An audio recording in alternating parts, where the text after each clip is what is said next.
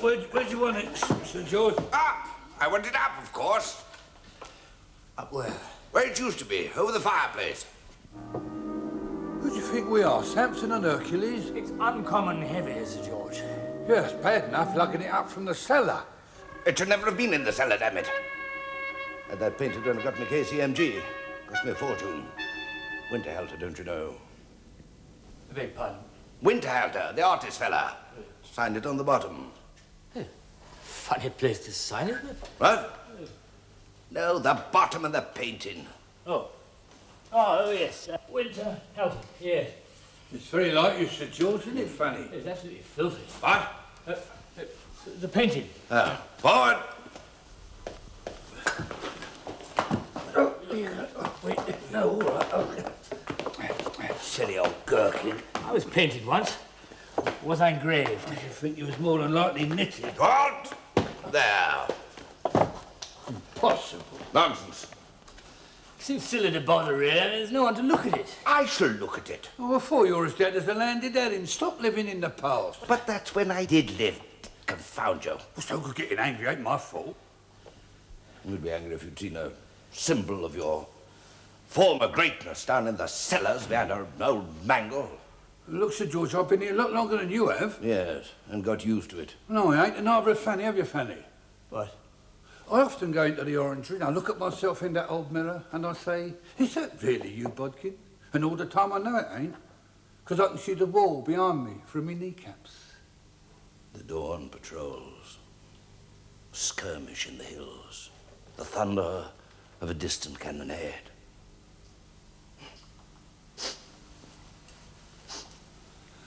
Yes, well, hold that with you. A little ballad entitled, You've got to keep your spirits up or you don't stand a ghost of a chance. No? No. It's got a haunting little tune. No. Did you hear about the Banshee? Oh, not another Irish joke. He thought that being exorcised meant going for a 20-mile walk. No? No. Only trying to cheer you up, that's all. Ooh.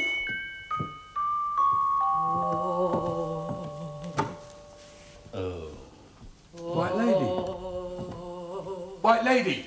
Hi! What the Gloriana are you up to? I always do the stairs on Thursdays. How do you know it's Thursday? It's roughly Thursday.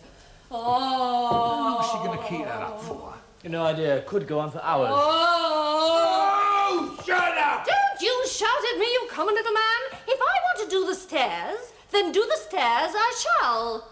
Madam! If you must howl, could you not be a little more restrained about it?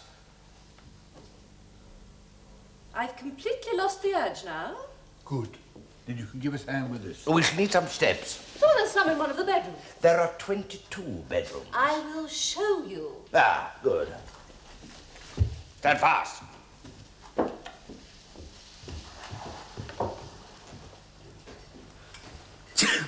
Bless you. What for? You sneezed. No, I didn't. You sure?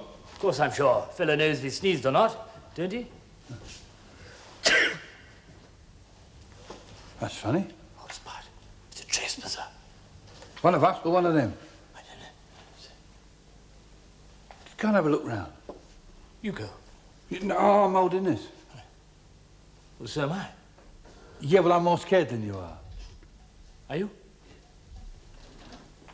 All right, I'll go.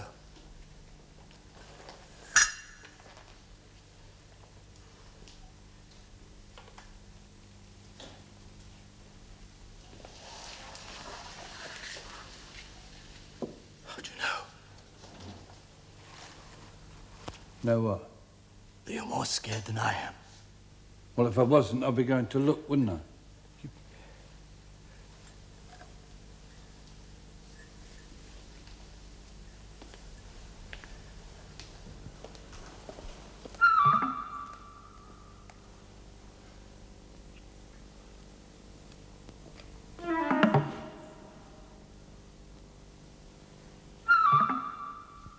Fanny?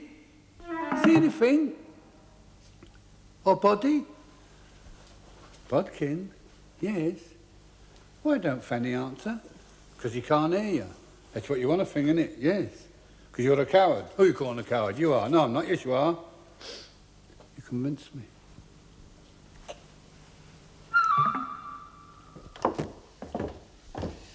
Here we are. Where's Fanny? Here I am. What's up? You look as if you've seen a person. Who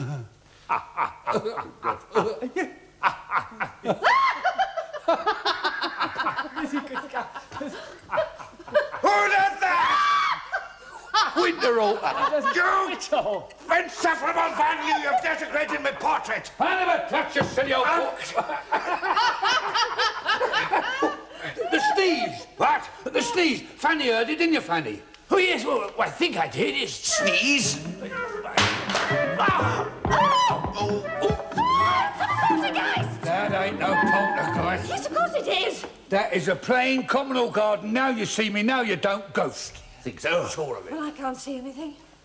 Come out and show yourself, you coward. He's up there. Then let's flush the beggar out. Up the up walls! Oh, do put that thing away. Forward! Wait for me. Well, I ain't playing hide and seek. Right, Fanny, up the stairs. Right, lady, down there. Report to me in the quarters.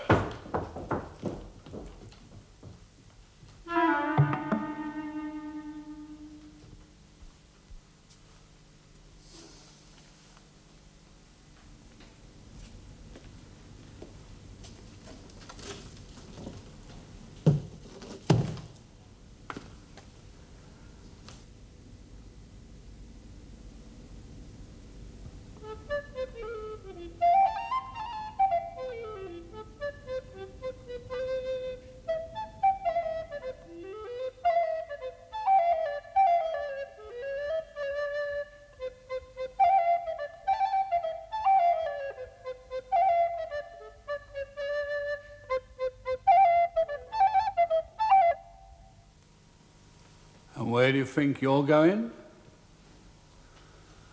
Come here, Master Sneezer, and no more vanishing tricks.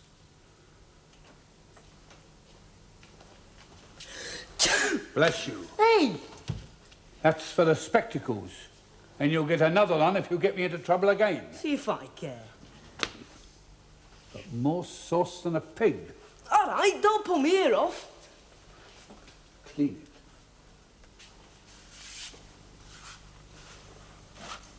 What's your name? Matt, you hurt. Matt, is it? Well, any mat's the better for a good beating. What sort of mat are you? Doormat, bath mat, or prayer mat? Leave off, I'm not the stable boy. Well then, why don't you get back there? Why should I? Because I say so, that's why, you horrible little carpet. What are you doing here? Apart from causing a nuisance? I don't mind to see the house. Oh, had you? How'd you do that? Do what? Well, leave the stables and come here. Easy.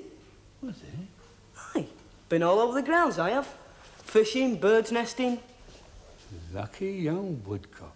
Lucky, why? Ah, no, man.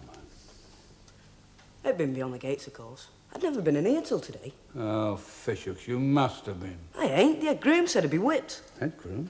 It's all right. I'm on my own. I've been on my own all the time. How long is that? Dunno. Well, who was king? That one. Ah, George III. Yeah, that's me lucky penny. Is it? 2 heads.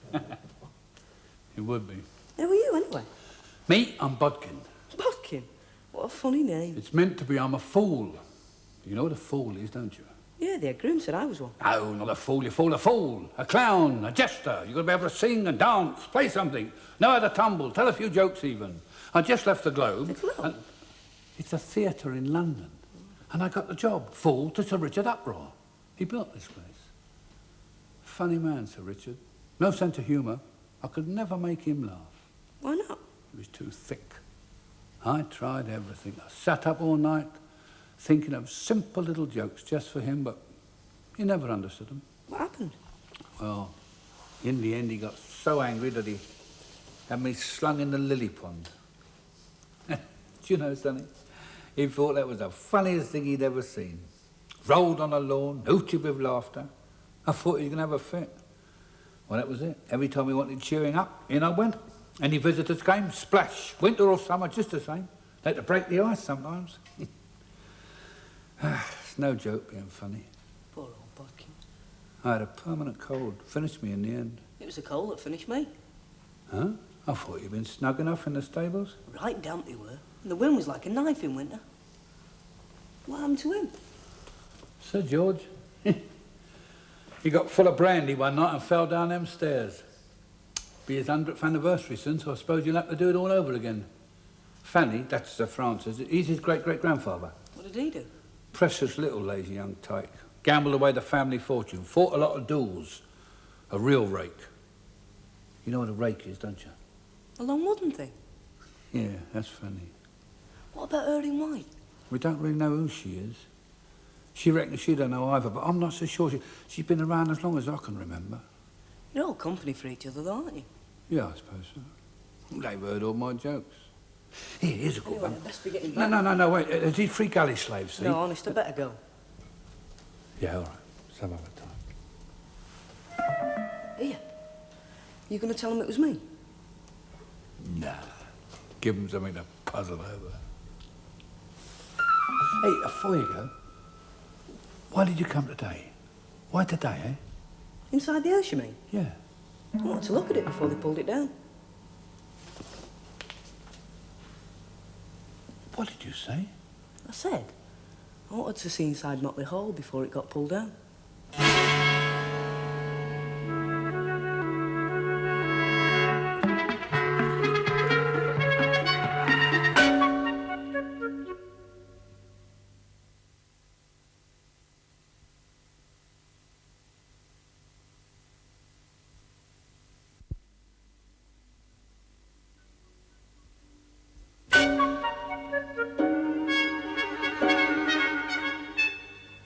Don't believe it. The boy's lying. I ain't. Absurd. Sir Humphrey won't stand for it. Sir Humphrey's got no choice in the matter. He's D-E-A-D. Humphrey, gone to Earth. Snuffed it? Yeah. Last uproar. The very last. It's a joke, ain't it? Another one of your stupid jokes, ain't it? It ain't. I heard them. Heard who? These two men, they came in the stables. It was raining, you see. They was talking about someone who died. Sir Humphrey. Aye. One was tall and thin, and the other was stocky and always smiling. The tall one says, he's dead, so they'll have to sell Motley now. Then the stocky man asks him if he could fix it. Then the tall man winks at him and says, if I say Motley's not safe, it'll have to come down. Not safe, the man's an idiot. Just a minute, Sir George. Go on, man. Well, then the stocky man says, 1,000 for you now, and the rest when the place is down. Then the tall man says, if I sign the something order, demo something. Demolition. Aye, that were it. Demolition. If I sign the demolition order, nothing on earth can save Motley Hall. Whoa! Whoa! She's all Whoa okay. to Motley Hall! Doom is on the house of uproar! All is lost! Lost! I wish you were. Was that all? I mean, didn't they say anything else? No, that was the end of it. The end of us, more like. Stuck out in the open, that's where we'll be. The bell! Aye? The bell in the tower. I always ring it when there's a death in the family. I thought it was supposed to ring by itself. Don't be ridiculous. How could it? Madam, I'm a great believer in tradition, but this is hardly the time for campanology. Or bell ringing. The locals expect it. Besides, it's in the guidebooks. But look here. Oh, let her ring the blessed bell if she wants to. It's the last chance she'll get. Thank you. Couldn't you scare him off? Haven't you learned anything since you passed on? Passed on, he ain't passed on. None of us have passed on. Only wish we could. We can't make people see us. You know that. Either they can or they can't. It ain't up to us.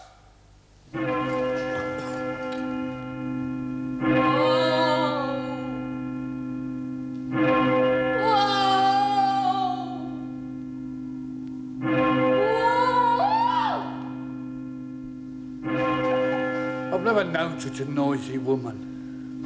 I used to think it was the wind. Well, it ain't. I think that there's been an uproar at Motley since the 17th century. And it's still going on. I say, can you hear a motor car? Only just. Go and tell her we've had enough, will you? Up them stairs. Can you see anything? Not much. Some light out there. 2 cars. It's Gudgeon, the estate agent chap. Who the other one is?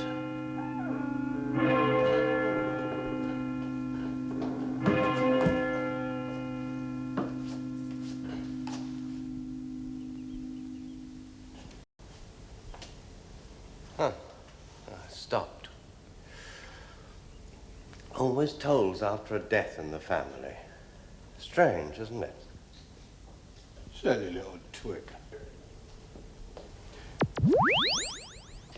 You mean the place is haunted? The villagers say it is. And what do you think? Well, let's say I wouldn't like to spend a night here all alone. You wouldn't be me old cock. That's funny. Funny. I thought I put that in the cellar. You did? But he got it out again. Which one's that one? Well, that's Sir George Uproar. General. General Uproar, he was. Looks a bit dim. Ah, well, you know what it is with the varnish on these... Oh. Oh, yes, well, I think he was, rather. Insufferable chump. He was known as Crocodile Uproar, you know.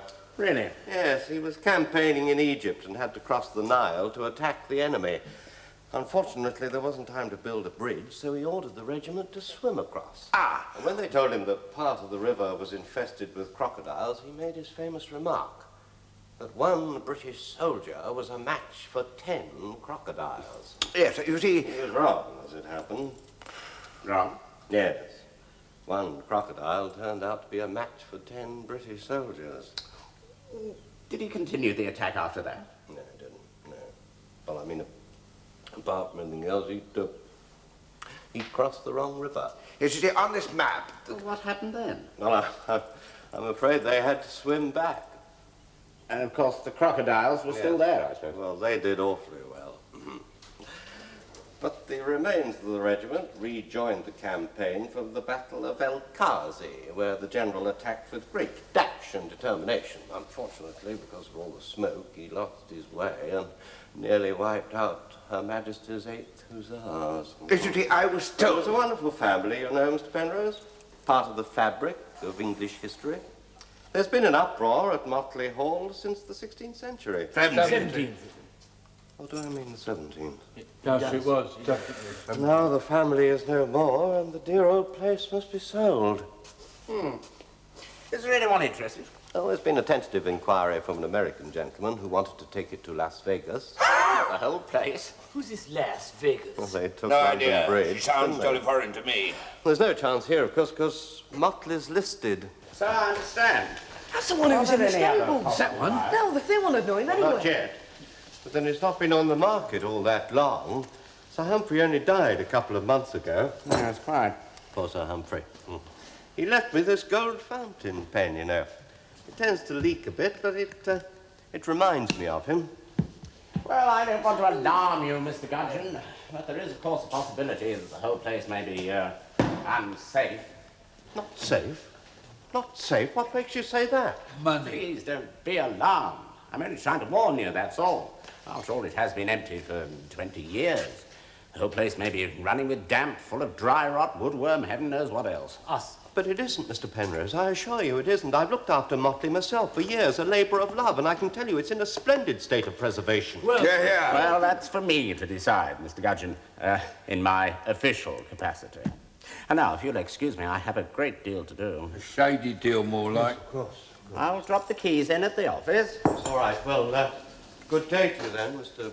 Penrose.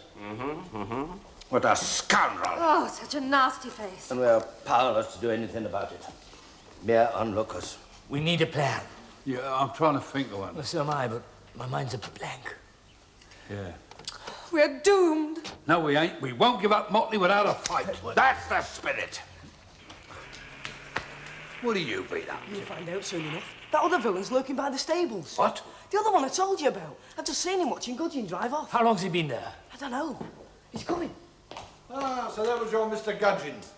Well, he seems harmless enough. Have you been waiting long? You said 3 o'clock. I came at 2:30, just to be on the safe side. Where did you leave the car? Oh, I didn't come up here by car, my dear fellow. Walked across the field. Very good exercise. And a little less conspicuous than the... He's full of himself, isn't he? I've brought your expenses. That's the cash. Come on. I don't suppose that What are you doing? Gudgeon will make any trouble with it. Well, he'll try. Wait! He'll be too late. Oh, yes, much too late. The demolition boys would have moved in by then and begun to tear the whole place apart. Quick! And it will all be quite official. Oh, I dare say there'll be a bit of a stink about it, but it'll be much too late by then. Ah, that's the advantage of my having a friend in the right place. Look out! I mean, after all, says under the coat! I mean, there's no point in breaking the law. Not if it can be bent, is there? It's a foregone conclusion. A piece of cake. Confidence is very case! reassuring. Anybody think you've done this sort of thing before? Wouldn't you like to count it? Oh, what a nice idea. Well, this is going to be good. I must say it's a perfect sight for the Here we go. Without Motley Hall standing on it, of course. Brayley? Are you trying to be funny? What do you mean? Well, the case, it's empty.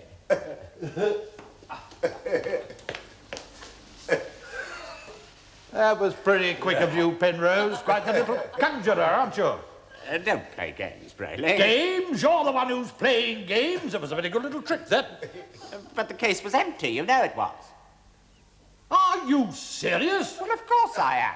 You must think I'm stupid, Penrose. Oh, no, I don't think you're stupid, but I think you think I am. Going awfully well, ain't it? Take the money, then you pretend that you didn't. Didn't bring any money. The case was full when it got here. Then why was it empty when I opened it? It was not empty. It was empty.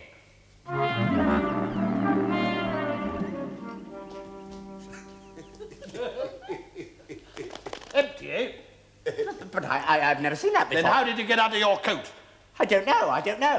They told me you were a tricky customer to deal with, Penrose, but I never thought you'd try anything as childish as this. Now, look here. The deal's off, Penrose. I can't do business with such naive dishonesty. It's too embarrassing. Besides, I've got plenty of other contacts. I'll get rid of Motley Hall without help from your department. Mr. Gudgeon. It's as good as a play, isn't it? I knew he'd be back. How? I pinched his pen thing. Good for you. I have the keys back now, Mr. Penrose. I think I've seen and heard quite enough. I only came back for my fountain pen. You haven't seen it, have you? My. What a lot of money. Mr. Brayling. James Brayling. Brayley, eh? I have a terrible memory for names, but I hope I never forget yours. Ah! I think you better leave too, Mr. Penrose. My. There's my fountain pen. Oh, Motley Hall is in an excellent state of preservation, Mr. Penrose. Bravo.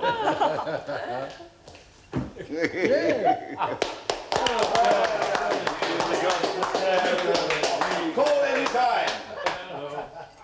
Well, we did it. Foiled them. Say, Motley. Good old butters. Good old Matt, you mean? Yes, dear boy, I could kiss you. Oh, splendid effort from everybody. I knew we could do it. So did I. You see, we ain't just lookers on, are we, Sir George? No. No, we've something to strive for, at last. A common goal. Long live us, say I. Long live the ghosts of Motley Hall. Yeah. Right then, Fanny, let's get this picture up. Well, At least we've still got a wall to put it on. Come on then, Fanny. Not too sure that's true, Centre. Yeah, well, we'll all right.